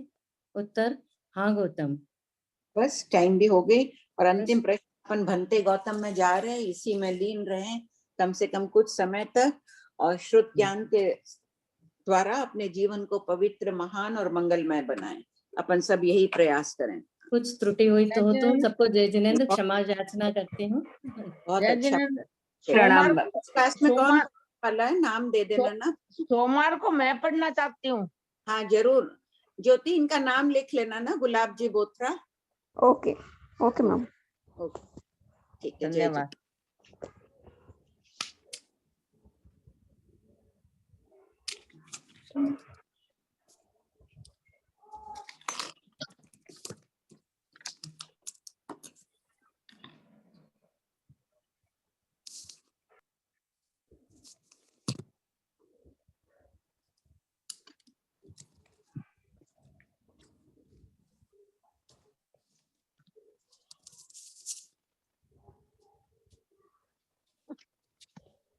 Thank you.